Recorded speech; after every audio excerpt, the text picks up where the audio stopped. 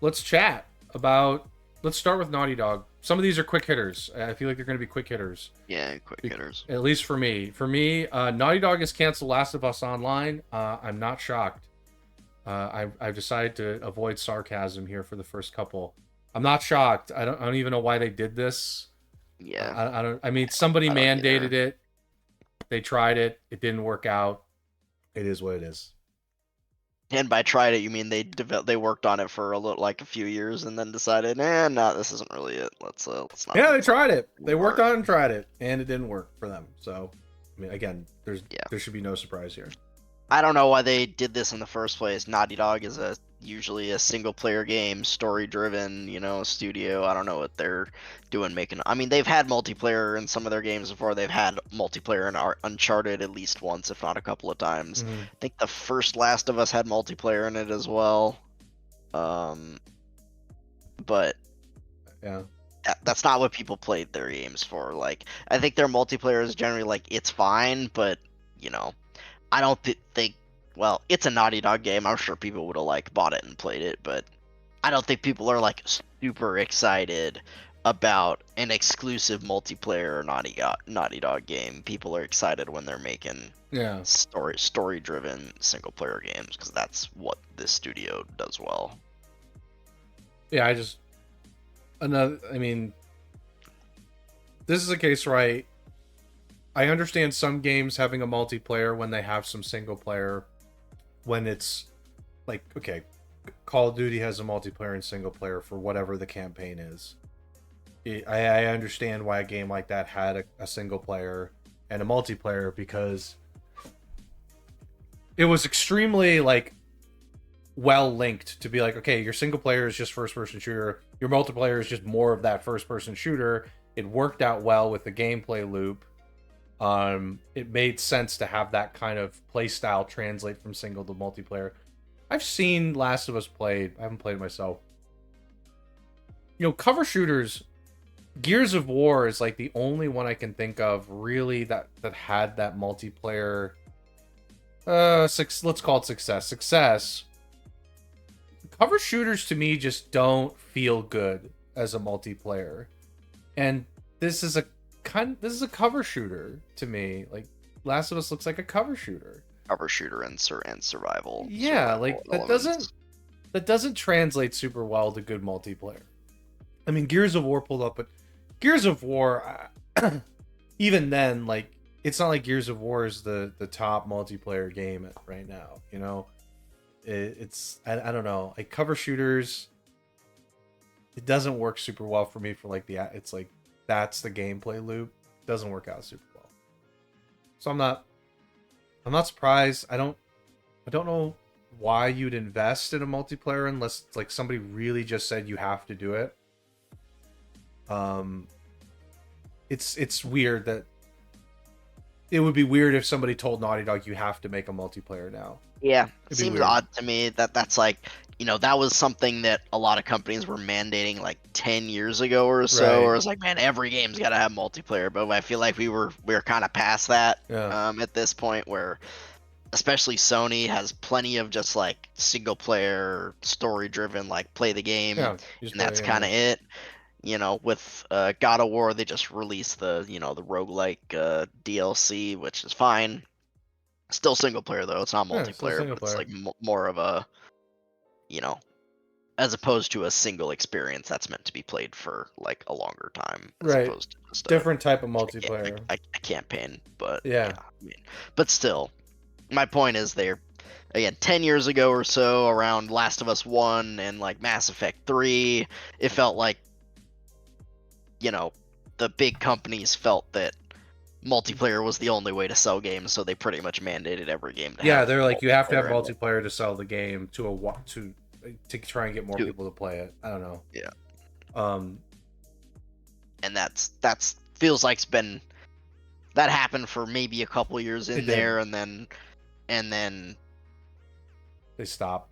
They eventually this actually doesn't work because they realized that it didn't do anything. Yeah, it doesn't work. It didn't work super well. So people who want to play single player games are gonna play single player games, and they don't really care about the multiplayer. Right. So. Right. Anyway, yeah, I don't know, it's weird. It was weird when I first heard about it, so I'm not surprised it got canceled. Yep. Okay. Next. E3 is gone for good. After more than 2 decades of serving as a central showcase for the video game industry, ESA has decided to end E3. ESA remains focused on advocating for ESA member companies and the industry workforce who feel positive culture, role, and economic impact every day. I'm actually surprised at this one. Really? Yeah, I am actually. I don't know why they didn't just do an online format. I don't know why they didn't just pivot this to completely online and be like, all right, we're just going to do a completely online format for E3. It'll lower our costs. We'll focus on, we won't be able to focus necessarily on the Microsofts of the world, but we can pivot this to like a different type of showcase where we're still showcasing more smaller publishers. We can focus on smaller developers. It's not going to be like this big, giant thing that's an in-person showcase, but we can pivot it to something different. Yeah, I am surprised that they just didn't even try to pivot. I feel like a more online-based E3 could have worked like they did before, where it was just like, okay, we're going to have E3 be completely online. People are going to come into this like stage one at a time. They're going to do their talk track. I know a lot of people like Microsoft and all them moved away from it, but that wasn't everybody. That was a big, probably moneymaker, but it wasn't everybody. I am surprised. They didn't even try to pivot. They're just like, okay, that's it. They took a year off, and then they didn't even try to pivot. So I'm a little surprised. Like, E3 was so big. That's why I'm surprised. Like, it's a very fast cutoff to be, you had 2021 was digital, right? You didn't do 2022. You didn't do 2023. So they just completely cut it. I don't know. I know that they said that this year didn't get enough interest. I think it's more just they were like, oh, well, all the big companies are doing their own thing now, so we're just not going to do this. I don't know why you don't just make it small. Like, just pivot it to something smaller. So yeah, I'm a little bit surprised. Yeah. I guess when you put it that way, I see what you're saying. It feels like Jeff in Summer Games Fest kind of took over, but they probably could have worked something out with Jeff, to be honest. But I don't know, something. But yeah, I agree. I mean, I do agree with what you're saying. They probably should have just pivoted to the online format, because they did do the online format in 2020 and or 2021. I don't remember. But yeah, I mean, the pandemic killed E3 because. I think when they did the online formats and all the companies started doing their own directs or online showcases, they realized like, well, why would we spend all this money to do it through you? To do it through you, spend all the money to like have a booth and send people there and hire people and take all our stuff and like demos to LA and like et cetera. Like, why would we spend all this money when we could just do an online showcase? Right. It's way cheaper and way easier for us. Well, the big companies said that. The big companies for sure said that. E3 was more like a distribution engine for some of the smaller ones to distribute and get the audience that they normally wouldn't hit. Like if they had just posted their video to YouTube, E3 was like their distribution network for their ad. It was their ad distribution. So, I mean, Summer Games Fest is still there now. So, yeah, so it's still there. Yeah, I'm just surprised because E3 for all the jokes, like as a distribution engine, as a name, it's a big name. So yeah, it's a big name. I'm like kind of surprised. Like, man, you couldn't get all the other guys. They all just jumped immediately to Summer Game Fest. You couldn't get anybody back. Yeah, I'm a little surprised. I mean, yeah, for like 20 plus years in the gaming industry, E3 was always the biggest event of the year. It's like everyone was always so excited for E3 and etc. And now it's dead for good. I was not surprised by this because it felt like the writing was kind of on the wall that since they canceled it this year and whatever, but. With your points, I do actually agree with you that they probably should have just tried to work something out with Jeff and Summer Games Fest, and at least like maybe it's still Summer Games Fest, but they slap E3 on it as well, like E3 and Summer Games Fest, or like E3, Summer Games Fest sponsored by E3. Who knows? I don't know. They could have done something, but I guess they decided to not do that, or they didn't want to do that. They felt that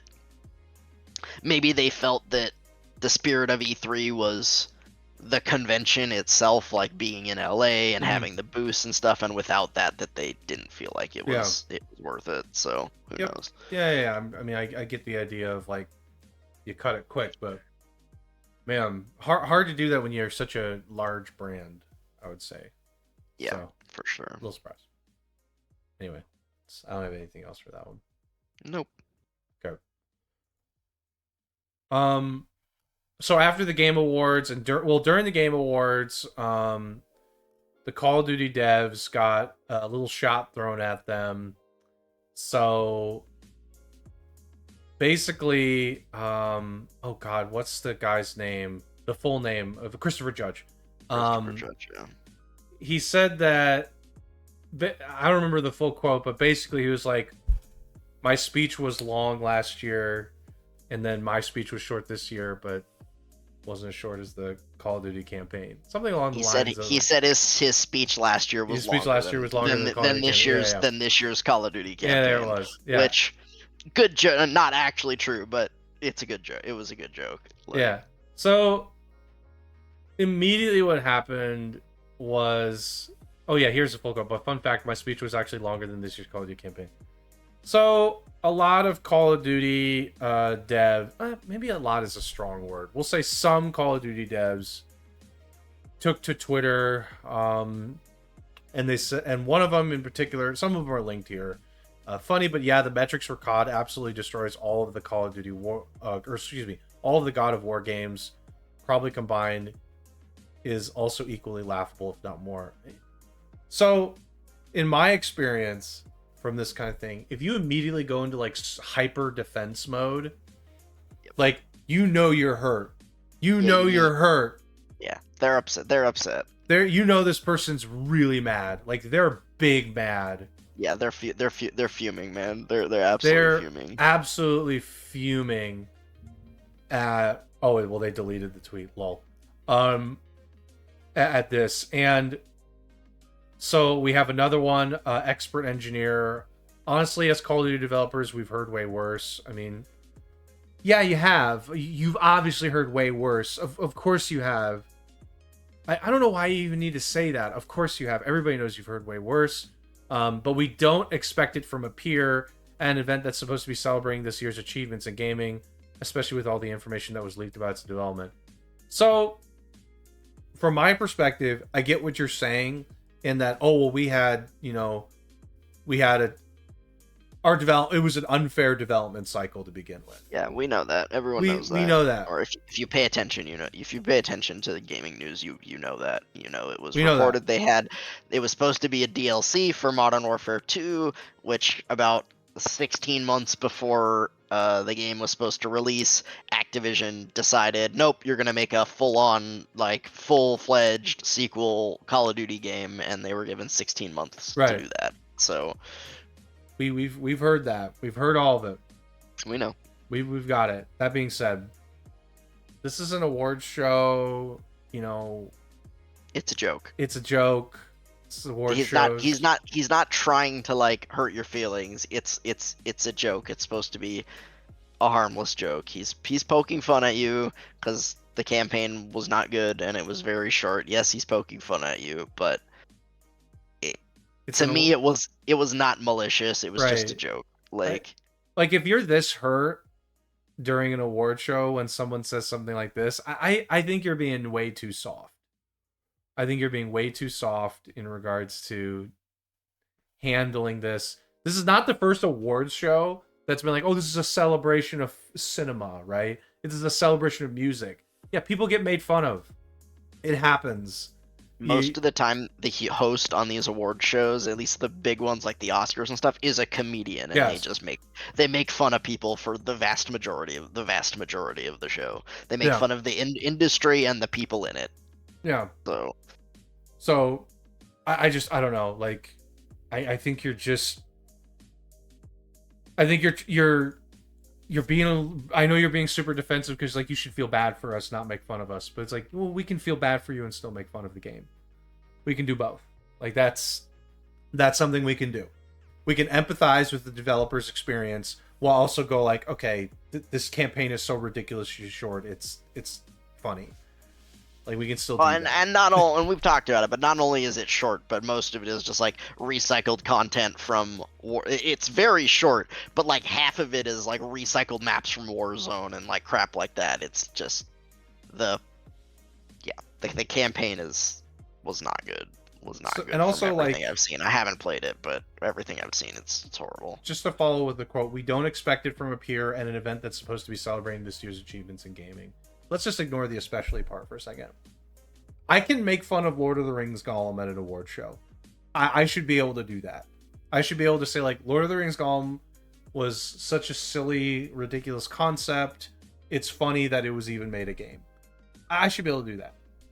And that's not me making fun of the guys who coded the game. That's me being like, what a stupid concept. Why would you make that a game? WB. I should still be able to do that. Like, even if I'm a peer, I should be able to still say that as like a joke. It's like Lord of the Rings Gollum is such a bad game. Like I can say that. And be able to say it in a more appropriate joke. Like, I don't really care that it's a celebration of games and achievements. Mostly because it's not an achievement that your campaign is hysterically, like, just so bad. It's so short and bad. Like, what do you mean? What achievement do you want me to celebrate for you? That you had a short campaign and it was bad? And then it had a terrible story? Like, what do you want me to celebrate? By the way, I mean, I don't know it's the only time, but this is one of the only times I remember where Call of Duty was not nominated for anything at the Game Awards. As like, it should have been, yeah. Usually they're in like best multiplayer or maybe best shooter or like one of those categories, basically. Like they're never gonna be Game of the Year or anything like that because they're not, they're not that quality. They're not built that way. They're not built that way. I mean, but Call of Duty was nominated for, as far as I remember, nothing this year. Maybe it was in some minor category that I don't remember, but I don't think it was nominated for anything this year. Yep. So yeah, I also don't like the idea of like you can't like as a peer make a joke about somebody else in your industry at an event. Like that doesn't make sense to me because you're just making me even want to make another joke. It's like celebrating this year's achievements. You didn't have any achievements, Call of Duty. What achievement? You finished the game. Good work.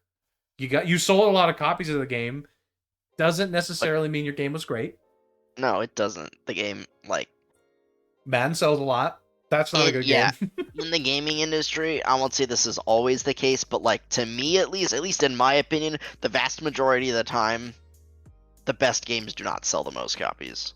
No, they don't. No, because you have to compare them against like Call of Duty and Madden and FIFA. Call of Duty and Madden and FIFA. Actually more so than anybody too. It's just like you can't. And like, even for me, like in the JRPG space, Final Fantasy always sells the most by far, and I do not think they are the best JRPGs out there. I mean, there was people that would argue me against me on that, and that's fine. Yeah. But to me, Final Fantasy most of the time is like very mid as far as JRPGs go. Yeah. Like, so yeah, I don't. Oh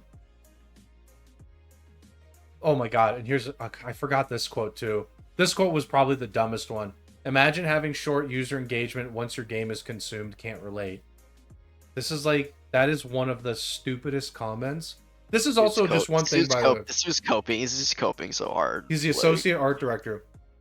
I think I mentioned this some time ago on a podcast. Just because you're like the associate director doesn't mean you're intelligent. You're not a smart person necessarily. It just means you stayed at the company that long enough to get a few user experience. Doesn't mean you're a smart person. It means you know one particular craft. Like the imagine having short user engagement once your game is consumed, can't relate, is so dumb in this context. It's so much cope. It's like ridiculous. It's the dumbest shit I think I've read. That was the worst comment I think that was easily the worst comment I'd read of all of them. I was like, wow, you're really dumb. Guess what, dipshit? Single player games aren't about user engagement. They're about an experience. They're about playing through the game Right. and enjoying it and enjoying the story. And some people replay single player games and some some people don't, and that's okay. Probably the vast majority don't, but it's an experience and people love it, and they are not trying to keep you playing the game forever. That's not their goal. They don't have a battle pass and a treadmill of daily challenges that you literally have to like play every day in order to unlock everything. Imagine just having a normal progression system where like playing the game makes you unlock stuff. No, we just have to lock it behind daily challenges and battle passes and bullshit like this. And look, I realize it's probably not the developer's decision for the most part to put all this stuff in there, but regardless, it's in there and it's predatory and it's terrible. It's fake. It's just it's user engagement. It's psychological manipulation. Yeah. And give me a break. Fuck off with that. Like, I mean, yeah, it was a dumb comment. It was really dumb. I feel like when I read it, the first thing I thought was like, wow, you're really stupid. Like this, you tweeted that thinking that was a gotcha. Yeah, and that was a good response. I was like, that's not a gotcha, man. That's a really bad response. So yeah, this was so funny. Just like, and I don't know why, but I was like, man, of course the Call of Duty devs would be so goddamn salty when somebody makes a joke about their game. Of course it's Call of Duty that gets the saltiest feedback from the teams there. It's just, I don't know what it was. It's like, yeah, of course it's Call of Duty. Of course Call of Duty would be this way. You know why they're being defensive? Because they know their game was bad. They know it was bad. Yeah, of course they do. They know it was bad, and they know people didn't like it. And they're upset that like they got screwed over by Activision and they didn't make a very good game. I'm sure their pride as professionals and game developers is like wounded, right? And when someone makes fun of it, it hurts even more because they know it's true. They know it's like it hurts more because they know it's true. It's like, yeah, the campaign was short and it wasn't good. Like they know that. Yeah. And again, critically acclaimed. They're not all at fault. Activision gave them a terrible timeline, and it was brutal. I'm sure. I'm not trying to put down Sledgehammer here, but don't act like babies when somebody makes fun of you. Or somebody makes a little joke at your expense. I just feel like you're just like, it is what it is. Take it on the chin, move on, do better next time. Hopefully, Activision doesn't screw you over again for the next game that they make. Yeah, I don't know. Actually, I paused on this part of the clip here on IGN. The other thing that came out of the Game Awards, we don't have to talk about it. Man, Spider-Man 2 fans were so mad they didn't win anything. Oh yeah, they're malding. They were so mad. They were constantly posting like cinematic shots, like this game didn't win anything, but this game, and then they show Baldur's Gate like combat, where it's like turn-based combat. They're like, look at this, look at our action pack. It's like, guys, it's okay. Like, it's okay. You're okay. Like, you're gonna be fine. It's okay. You know, man, Spider-Man fans are mad. They're so mad. It was people take the Game Awards like way too serious. Way too seriously. Like, wow, you guys are gonna be okay. You just go to sleep. You're gonna wake up the next day. It's not like time stops. Just because the panel, like the general consensus of the Game Awards panel didn't think your favorite game was the best game this year or whatever, doesn't matter. It can still be your favorite game. It's okay. Yeah. It can still be your favorite game. It doesn't make it any better or any worse just because it didn't win any awards. Right. It's okay, guys. And look, to be fair, I've gotten salty about the Game Awards before too. Maybe not quite that salty, but I have gotten salty about the Game Awards before too. The Spider-Man 2 fans were, it was like, not but all like, of them. I saw that shit coming, by the way. Yeah. I knew it got nominated for a ton. I was like, Spider-Man's gonna get. I don't know if I actually said it on our preview show, but I when I looked, I'm like, Spider-Man's gonna get shut out. Like, could, yeah. like, it's just not gonna win it. It's just It was in too many categories with Baldur's Gate and Zelda. It's like, you think Spider-Man's gonna win anything? and It was the Alan same and thing Alan with Wake and and Alan all that. Wake. It's Yeah, like and it's not Alan. gonna That's right. Alan win. Wake took a couple. Yeah, it's not gonna Um, win. it was like Horizon last year. Horizon got nominated for a similar number of awards last year, and Yeah. it got shut out by Elden Ring and God of War. It happens. It's not like Yeah. Horizon was a bad game by any stretch of the imagination. It's still a great game. It's just it happens when you get sandwiched between like Baldur's Gate is like this like thing over here in the corner that everybody was like, wow, this is like the pinnacle of what our expectations of a game should be, you know. And like Zelda's over here being Zelda, Alan Wake. Zelda. Everybody's like, man, Alan Wake, what an amazing like immersive kind of suspense horror adventure. You're sandwiched between these like really good things in each corner, and it's just you in the middle being like, you're good at a lot of things, but you're not great. You're great at a lot of things. You're just not as great as these games are. Like, right. You're like good to great in a lot of areas, but man, you're not beating these ones in those areas. I mean, like it was. Look, we complained a lot about like the reviews and like blah blah blah this year, but it was a great year for games. There were a lot of amazing games, and Alan Wake kind of came out of nowhere in November. To be honest, Alan Wake was crazy. They should be really happy with that game. Yeah, that was. Yeah, Baldur's Gate, Zelda, Spider-Man, Alan Wake. Resident Evil kind of got. I think that game got shut out too. That game got forgot about too. Like, it was great, but lots of games didn't get the. My favorite game this year, Octopath Traveler 2, didn't get even nominated for anything. So, No, Sea of Stars got the RPG one, right? Sea of Stars got RPG. One best indie. It was indie. No, RPG was Baldur's Gate. I'm sorry. Yeah, one RPG best indie game. RPG was Baldur's Gate. Sea of Stars won like one of your. I don't know if it's your favorite game from this year. One of your favorite games from this year, Age of Wonders 4, also didn't get nominated. Yeah, that one was. I was like really shocked that one. I was kind of salty about that one. It should have been there for best strategy. That should have been there, and it could have had an opportunity to win, but.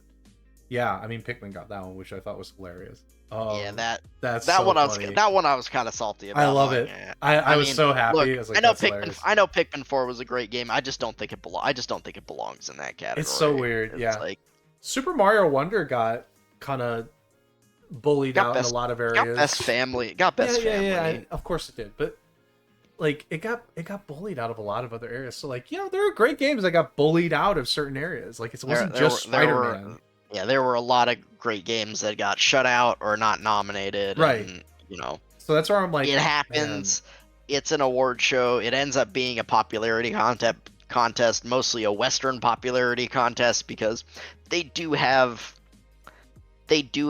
some like Eastern people, like Asian Eastern people on the panel and stuff like that. But it's dominated by North America and Europe. Yeah. So.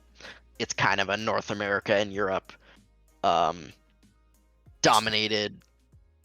Yeah, they should name Best Family to Best Nintendo, but it's mostly Nintendo. Yeah. It's dominated by that. JRPGs don't really have a chance to win at least the super big awards. Like occasionally they'll come out with a Best RPG or a best maybe a Best Soundtrack here and there or something like that. But the problem is.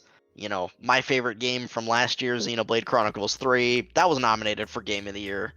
It was nominated for Best Soundtrack.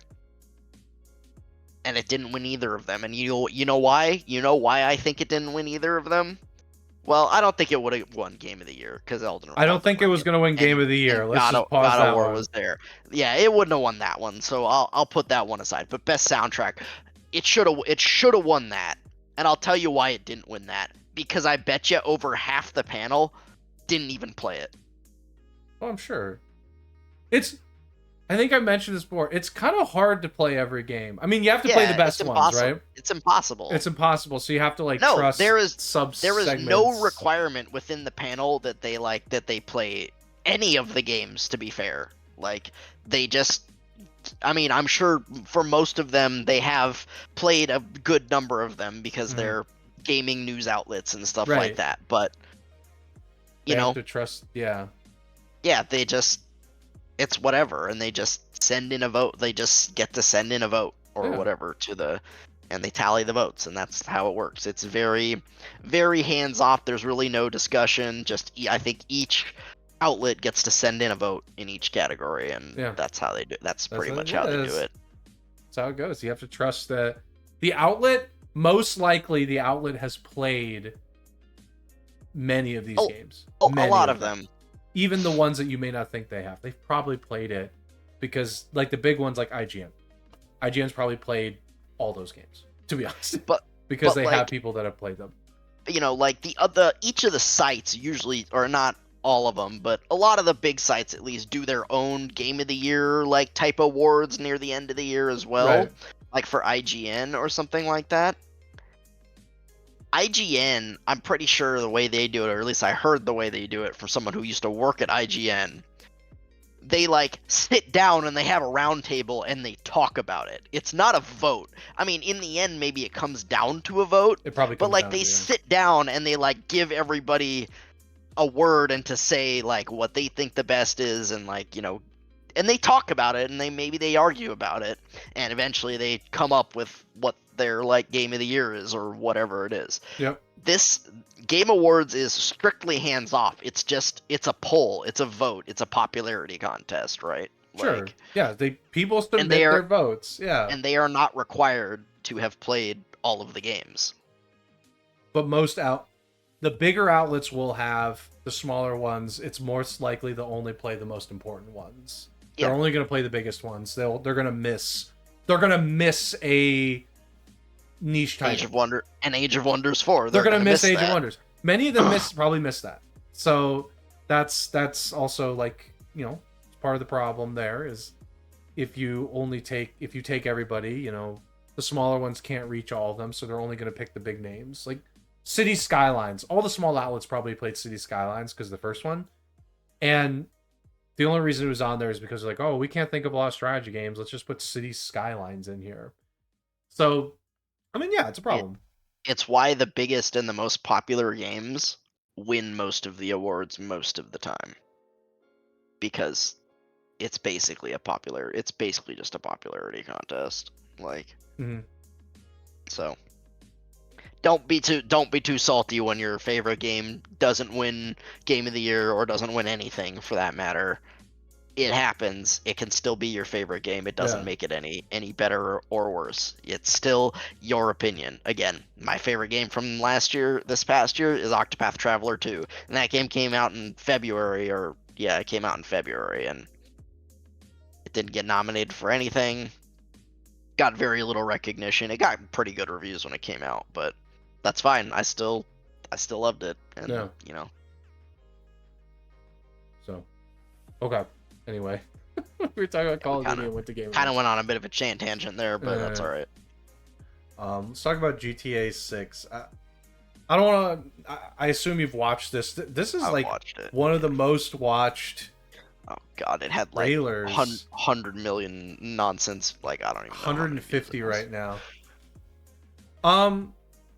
I think it, like, when you look at the video, I think the quality that you see in the video, obviously there's no guarantee this is actually what the game looks like. You know, there's like cinematic and then there's in-engine, right? So I feel like if this was in engine, this looks great. This looks great. There was some points when I was watching this trailer that, like, I was like, dang, that looks like real life. That doesn't even look like a video game. Right. I can't. In some of the shots that I saw, I'm like, we're making a leap that it's an engine. I'm gonna say it is an engine for now. But so you have like a. This is Florida, by the way. So I think this is gonna be Vice City, and this is Florida. So a lot of the references you're gonna see here are actually Florida references. Yeah. So there's like various characters. Sure looks like Miami. Looks like Miami. Looks like Miami, so it's Vice City. So a lot of these are actual like Florida references. Like these are references. Like freaking alligator. Alligator, that twerking thing is actually a Florida video. Like a lot of these are Florida things, which I like. I like that you're actually taking Florida events, Florida things man. that have happened, Florida man silliness, and making it in your game. I like that. That's good to reference. Like it's 100%. A lot of these are taken straight from Florida videos. One thing I do want to comment on. I don't want to comment on the main character. So I think. Oh God, what's her name going to be? Lucia. I don't remember something like that. She's going to be your main character here. If this is in-engine footage, God, this is super nitpicky. The walk animation, I don't know what is going on with it. She walks like her legs are like really far out when she's walking in here. I saw somebody else comment on it too. It just looks a little weird to me. This has happened in other Rockstar games too. Sometimes the walk animation like feels off to me. They're like walking real wide. That's like super nitpicky. The rest of this I thought was interesting. Some people speculated this is actually in a backwards. This is a backwards timeline from start to finish. Maybe. You actually play it this way, and if you play it this way, it makes more sense because now she's in jail. So like you play it from here, they're committing a crime. They're like living high off their crimes, living the high life here, and then eventually you get to jail because you made a lot of bad, your bad decisions. So some people speculate it's backwards, which I think is an interesting idea, and I do agree with that. It could be played backwards, and like it's a timeline backwards. So it could be, but it could also be like, you're just like when the game starts, like you start in prison and then you like just get out of prison and then you start doing. And the only other keys that I get are you're robbing the store here. I know we're looking into this. Now you're fleeing the store, right? You keep going backwards. You're like, okay, we're making a lot of money now, and then you're in jail. I think it's interesting. No, that's possible. Some people have speculated. I think it's super interesting. So anyway, this video obviously like 150 million views. There was some other information that came from this, by the way. I think this leaked early. It did. So there was some stuff that happened. This leaked early. And then Rockstar dropped this early. Yeah, they just dropped it because it leaked. So, I heard it was like a son or a kid of a Rockstar dev or something. Somehow got a hold of it and leaked it. What a freaking idiot, dude! I mean, it's a kid, so they don't know any better. They're like, oh, I'm gonna get so much clout. Look at all the clout I'm gonna get. Idiot. And you're like, you're such an asshole. Look at all my clout, guys. I got clout.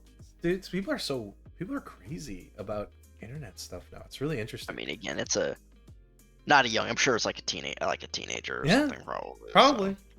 So. Anyway, my impression of this trailer, just to round out my thoughts, is I think it looks great. Like just looking at it, it's interesting. We're getting graphically looks amazing. Interesting. We're getting you're gonna get a female protagonist. Another game in Vice City, as it's called in the GTA Vice City. Universe. Yeah. It looks great. Looks great. I don't have anything else to say. Looks great.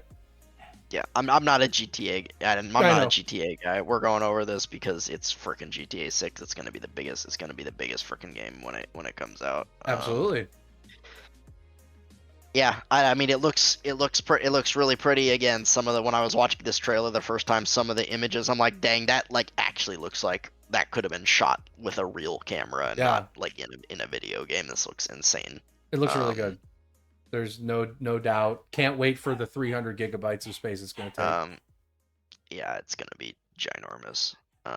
But other than that, I don't particularly care. It's GTA. I don't play GTA. I don't care about GTA. I'm not gonna play this when it comes out. Okay. Well, in any case. But it does look good. But to me, this didn't. Other than the graphics being exceptionally pretty, this didn't blow me away in any sense. Because I'm like, yeah, this looks like GTA. This is GTA. But I mean, come on. It looks like what GTA. what do they change? I don't feel like they change very much. I mean, they haven't had a new game in like 10 years, so I don't know. They don't doesn't feel like they change very much a lot of the time though. No, I'm I not mean sure, you don't have I to don't really change up play the it. formula too much.